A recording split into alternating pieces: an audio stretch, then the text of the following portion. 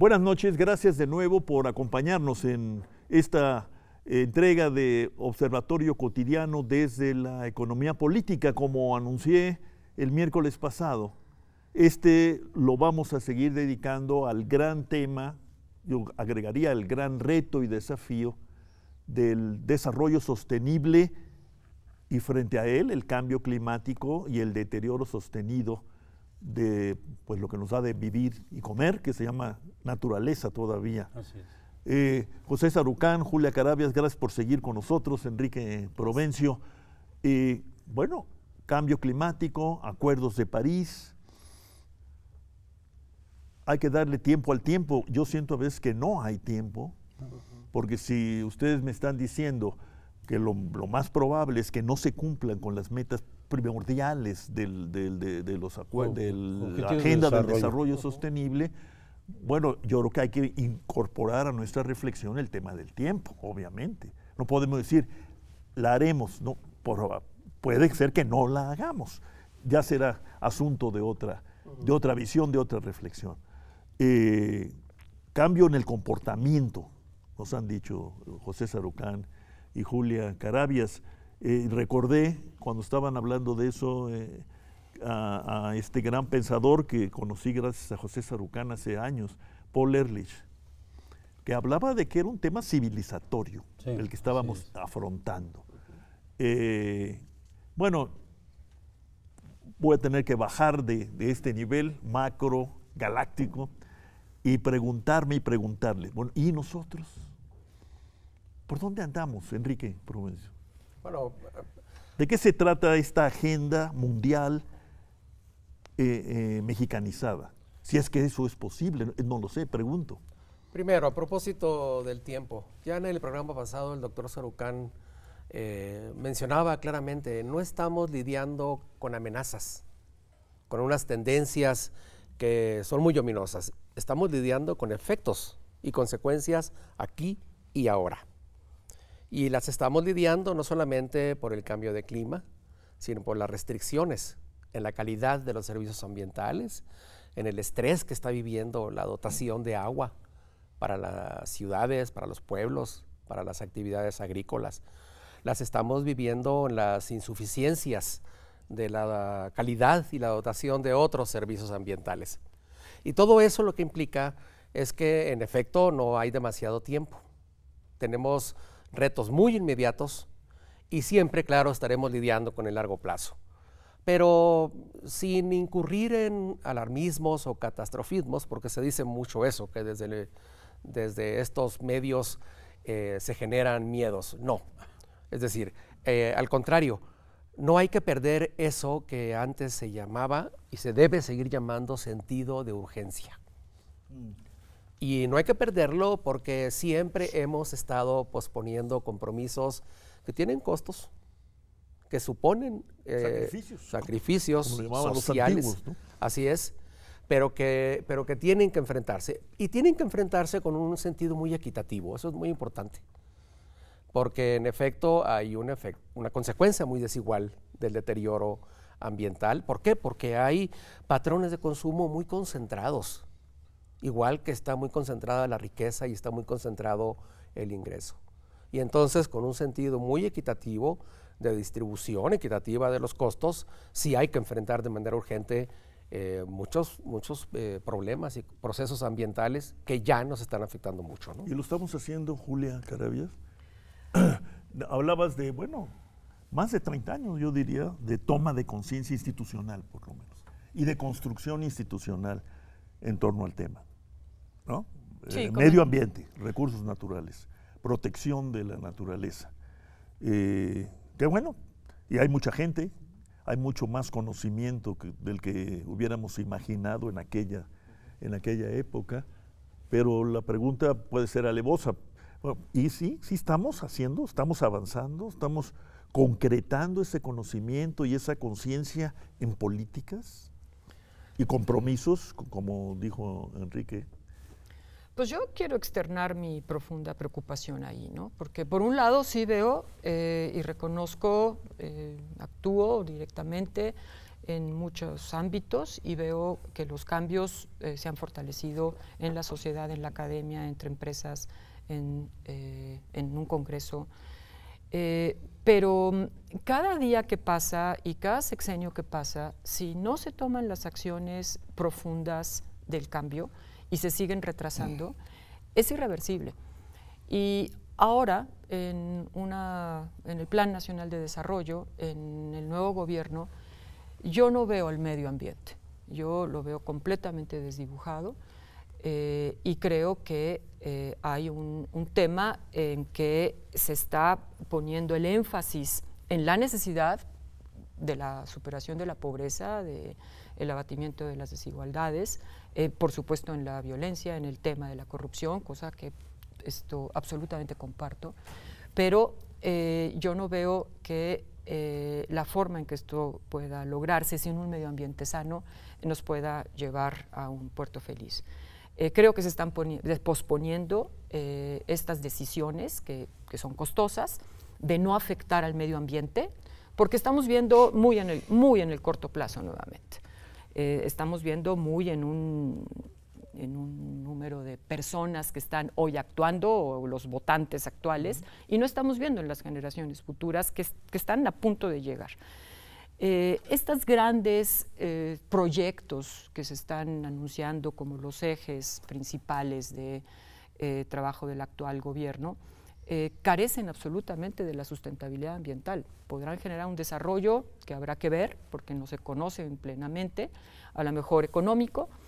No estoy muy segura que lo generen en el sentido social, pero sí me queda claro que hay muchísimas dudas en el terreno de lo ambiental. Estamos en la necesidad de pasar a un proceso de evaluación de estos impactos ambientales, pero de una manera mucho más integral, estratégica, y eso lo veo completamente desdibujado. El medio ambiente se está convirtiendo en una cuestión muy aparte, muy relegada, un punto y aparte, y por el contrario veo políticas y proyectos muy agresivos, muy fuertes, como los veíamos cuando en los 70s empezamos a reaccionar a decir cuidado con el medio ambiente, y el medio ambiente puede volver a sufrir y ya no lo aguanta. José, tú preguntabas que si se ha hecho suficiente en México. Mi respuesta es absolutamente sí, se ha hecho mucho. Y yo a Julia no le va a gustar, pero lo he dicho 20 veces enfrente de ella, así que será la número 21. Pero con el establecimiento de la primera Secretaría de Medio Ambiente, que tenía pesca incorporada, se empezaron a marcar y a desarrollar realmente cambios profundísimos que no había habido en este país, ¿no? Y eso fue en los 90s. Y eso marcó legislación, marcó normalidad, normativas, regulaciones, estructuras de gobierno, de gestión, etcétera, que han sido enormemente importantes, con un avance que ha sido reconocido internacionalmente. Por otra parte, México se dio a sí mismo un organismo de información científica fundamental que ningún otro país tiene en un solo techo, que es CONABIO, y que ha generado la mejor información para un país que existe, para un país, obviamente. Y la primera manera de empezar a resolver problemas es tener la información para hacerlo, si no, no puedes. Se han formado, como Julia lo ha comentado, muchísima gente. Cuando yo llegué en los 70s éramos un puñadito de gentes dedicados a la ecología. Ahora son miles los que están ahí. ¿Por qué? Pues porque, entre otras cosas, la UNAM, por ejemplo, tomó el paso duro de empezar con el primer doctorado, pero no nada más de golpe, sino habiendo mandado a formar gentes para formar un equipo realmente de buena calidad para formar los siguientes investigadores, que a su vez formaron otros, que a su vez se fueron y formaron otros posgrados, y esto ha dado un crecimiento prácticamente exponencial en el número de gente dedicada a todo lo que podías llamar las ciencias ecológicas, que son un montón de cosas en este sentido. O sea, tenemos instituciones, no tantas como deberíamos. Tenemos mucha gente, a lo mejor deberíamos tener más, pero sí que hemos avanzado. No estamos no quiero usar ejemplos de otros países, pero no estamos en medio del desierto que tú quieras llamar, de Gobi, pues, menos socorrido que el Sahara. Es otra cosa, tenemos todo esto, tenemos gente, hay un reconocimiento internacional de lo que se ha hecho en México, con instancias diferentes desde las áreas naturales protegidas, las UMAS, etcétera, que digo, son elementos que no se han manejado bien, no se han manejado bien, pero que hay que mejorarlas, y que hay que fortalecerlas, y que hay que ampliarlas, y que hay que darles mejor sentido. Sí, ha habido desafortunadamente distorsiones en el pasado, después de esos años de la Semarnap, pero y todo lo que se ha logrado, y todo lo que hemos avanzado. ¿Cómo valoramos, potenciamos eso? Pues mira, no sé, de manera muy diferente. Yo diría que la sociedad mucho. Perdón que puedo usar un ejemplo, pero es una manera de enseñar la valoración o el aprecio social. La página de Conavio tiene 70,000 usuarios diarios en promedio, 70,000, que no sé qué otras páginas gubernamentales tengan, a lo mejor el SAT, seguramente que sí, pero, pero no muchas más, ¿no? Y la mayor parte son niños. O sea, el segundo usuario más importante después de los académicos son niños. Y hay una enorme cantidad de material. No, yo creo que hay una valoración. Digo, si esa cantidad de gente es un medidor de valoración, hay una valoración social. Las ONGs mexicanas ambientales han cambiado profundamente también, de cuando, me acuerdo, las primeras 2 o 3 que había en los 70s, 80s, ¿no? A las que tenemos ahora, no solo en número, sino en la calidad, en el conocimiento, en la fortaleza de los argumentos y de las formas como entran a trabajar, y la sociedad civil en general también. No, cuidado, que sí hay mucho hecho, y que lo que tenemos que hacer es reconocerlo, valorarlo, impulsarlo y fortalecerlo aún más. Y cómo lo acumulamos, por así decirlo, ¿no, Enrique? Entonces, la primera cuestión es, si se nos desdibujó el tema en el Plan Nacional de Desarrollo, en la propuesta de plan, habrá que preguntarnos, bueno, ¿y entonces qué se puede hacer para ponerlo en el centro? Porque a eso nos convoca el Acuerdo de París y a eso nos convocan los ODS. A poner esto, no es un tema importante más, es el tema que articula, digo yo. Con eso quisiera empezar el segundo segmento, Enrique. ¿Cómo no? Prepárate. Listo. Vamos a una pausa.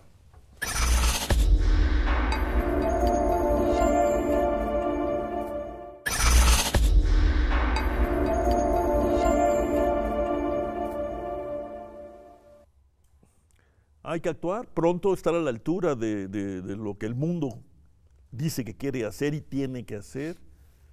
Hay que valorar, cuidar, potenciar lo que tenemos, que como nos han dicho es mucho, muy importante. Darle dignidad, respeto a los recursos humanos, como se dice un poco bárbaramente, a la gente, a los científicos, a los operadores, a los activistas, y desde luego hacernos acompañar cada vez más por la mexicanización de la cruzada de los niños, ¿no? Claro. Que empezó en Suecia, pero ha seguido de una manera realmente entusiasmante, ¿no? Enrique. Y en lo inmediato creo que hay una urgencia. Nuestro documento maestro para el proyecto de desarrollo sustentable del país los próximos años necesita ser mejorado en estos aspectos. Yo diría unas cuantas líneas. 1, que el eje transversal, que se llama ahí de territorio y sustentabilidad, realmente incorpore una visión de largo aliento, que realmente sea ambicioso en términos de la necesidad de que tomemos acciones inmediatas, que no sigamos diluyendo o posponiendo, y que sobre todo incorpore una visión de protección de nuestro patrimonio natural y de los servicios ambientales. Segundo, que el eje tercero, que es donde está el tema de economía, se comprometa con el cumplimiento de los acuerdos de París. Está diluido el compromiso. Se haga cargo de que necesitamos reducir las emisiones, mitigar, y sobre todo que se haga cargo de que necesitamos hacer más esfuerzos de adaptación, y sobre todo de adaptación basada en ecosistemas. Tercero, que se muestre un compromiso más claro, más concreto con la transición energética, porque está dicha pero un poco suelta y porque tiene además metas incorrectas. Siguiente aspecto, diría yo, cuarto, en este breve resumen, que algunas metas de desarrollo sustentable, de medio ambiente, sean más claras. Que, por ejemplo, en materia de derecho al agua, lo que se está planteando es subir el abasto diario de agua de 62 a 64% de la población. Pero eso quiere decir dejar 47 millones de personas sin agua garantizada, en cantidad y en calidad, todos los días. Eso es un compromiso que se queda muy corto. Y por último, que se incorpore algo que está también muy diluido, y la protección de los mares, las costas, los ecosistemas marinos, que es otro aspecto que, por cierto, CONAVIO ha enfatizado mucho y que está muy abandonado en la política. Pero hay más propuestas concretas. Lo que digo es urgente que ya pronto la Cámara de Diputados y luego el Ejecutivo mejoren su perspectiva de medio ambiente. Podríamos decir, Cámara de Diputados, Ejecutivo, que 2020 con el presupuesto comience a ser el año del cambio, de la naturalización, mexicanización del tema del desarrollo sostenible. José Sarucán. Claro, yo creo que eso es una necesidad impostergable. Si queremos realmente en serio ver hacia un México en el futuro de mejores condiciones, mucho más egalitario, mucho menos disparejo social, económicamente, culturalmente, no se va a poder hacer. Esto que llamamos el capital natural, que algunas gentes lo critican porque como capital es natural, no todas las cosas en la naturaleza tienen valor. Nadie ha querido decir esto. Lo que he querido decir, con perdón de mis dos colegas economistas aquí, es que la mayor parte de los economistas que han tenido la responsabilidad de guiar la economía de los países, no nada más de son muy ignorantes de la situación ambiental. Tienen un hueco muy grande. Está cambiando muy notablemente con gentes de primera. Pero el propósito de poner a esto en ese mismo renglón del capital económico, el capital financiero, el capital de infraestructura, era hacerles ver que sin el capital natural, la base, simplemente no puedes irte a las cuestiones del desarrollo. Sí. No hay manera. Por favor, digo, no hay manera, de veras, esto es una cuestión de 1 más 1. Y yo creo que esa es la cuestión, y me parece que tenemos todo lo necesario para hacerlo bien, sin absoluto demérito, pero totalmente, y quiero ser muy enfático, de las capacidades de desarrollo social, económico de la población del país. Al contrario. Yo sumaría a los puntos a los que se ha referido Enrique, de estos ajustes sustantivos que hay que hacer y reorientarlo en el Plan Nacional de Desarrollo. Algunos temas que no lo podemos hacer sin presupuesto. El presupuesto ha tenido un absoluto descalabro en el medio ambiente a partir del 2015, que está demostrando al final de cuentas las prioridades nacionales. Entre el 2015 y el 2019, en el sector ambiental, o sea, el presupuesto de la Semarnat disminuyó en 60%. En algunas de las instituciones que componen la Semarnat, que tiene que ver con la protección del patrimonio natural, la CONAM, perdió el 40%. El Instituto Nacional de Ecología y Cambio Climático perdió el 43%. La Comisión Nacional Forestal, que se encarga del patrimonio de México forestal, en donde habitan la mayoría de los campesinos y de los indígenas de este país, todos los campesinos indígenas de este país habitan en estos espacios, perdió el 70% de su presupuesto. O sea, con esa tendencia no podemos. En este año el presupuesto constituye de la Semarnat el 0.12% del Producto Interno Bruto, como nunca había ocurrido. Ese es un tema indispensable que se tiene que recuperar y refortalecer. Y estoy muy preocupada porque los anuncios actuales, el día de ayer, pues se anuncia que va a haber nuevos recortes. El medio ambiente no lo aguanta ya ahorita, ha sufrido profundamente y estamos ya en una inanición en la operación, en el personal, en la infraestructura, lo acabamos de ver en los incendios. Venimos ahora próximamente hacia los fenómenos hidrometeorológicos extremos. ¿Dónde está el capital, las personas que necesitan reaccionar a estos temas? El presupuesto simplemente es un tema crucial que si no vamos a poder avanzar en esta política. El otro tema es el tema del rediseño institucional también que se anuncia. Preocupada ver hoy las noticias en que una evaluación de la Semarnat para ver si continúa o no continúa. Sí. Eso no puede ser, por eso me refería antes en que las instituciones ya son un patrimonio de México. Se ha constituido todo esto a partir, que son muchísimas cosas, a partir de una construcción colectiva, de una participación bárbara de la sociedad, haciendo un enorme esfuerzo pensando en México. La CONABIO es la institución más importante del mundo, el doctor Sarucán no lo dice así, pero en materia de biodiversidad es la más importante del mundo y es un ejemplo por todos lados.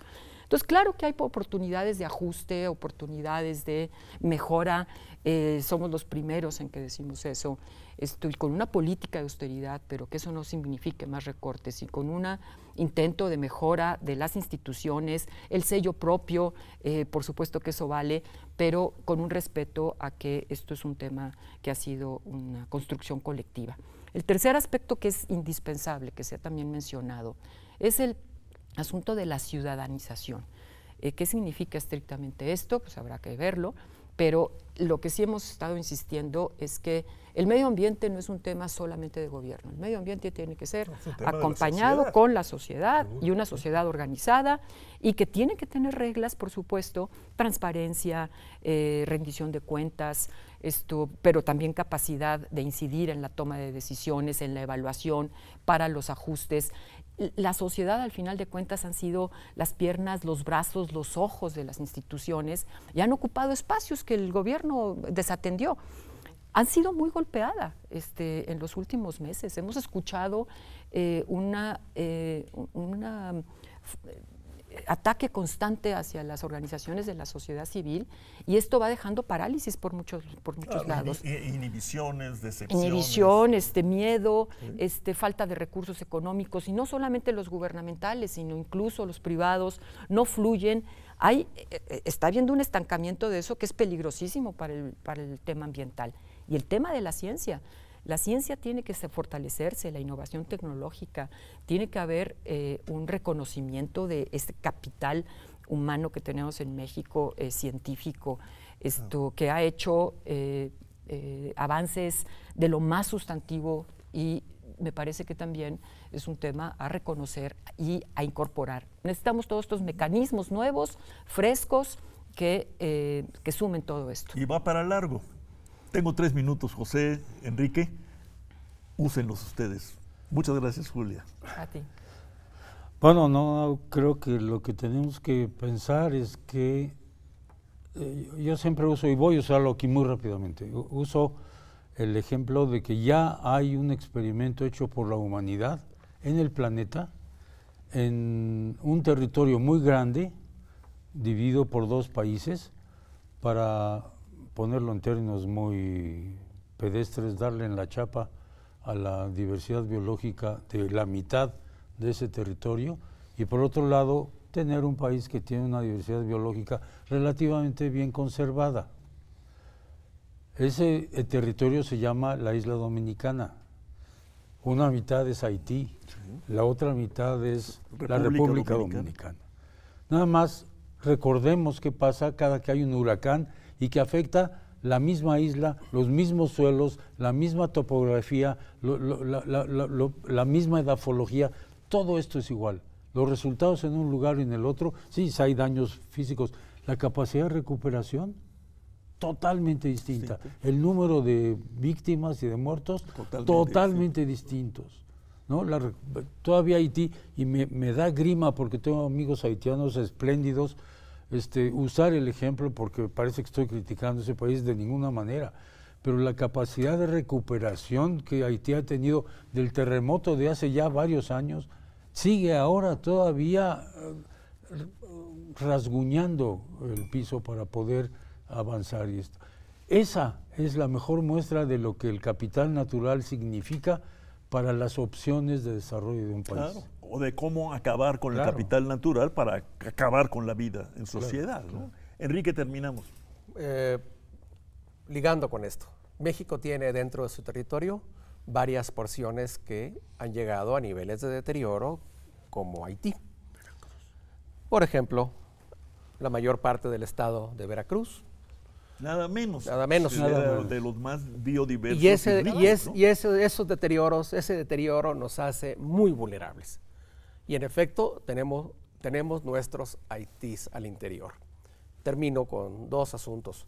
Además de proteger las instituciones, en particular las instituciones del conocimiento, como la CONABIO, de proteger lo que hemos logrado, de mejorar los presupuestos y mejorar nuestra visión de planes y programas, necesitamos también pluralismo ambiental. Esto es muy importante. En el movimiento de la sociedad para mejorar el ambiente hay muchas corrientes como corresponde a un país plural y diverso. Y en política ambiental necesitamos también el pluralismo, no solamente político, también el pluralismo metodológico. Y científico. Julia Carabias, José Sarucán, muchas gracias por este privilegio. Espero que continuemos, como dicen ustedes, valorizándolo. Enrique Provencio, como siempre, gracias por la espléndida y generosa compañía. Mil gracias. Buenas noches.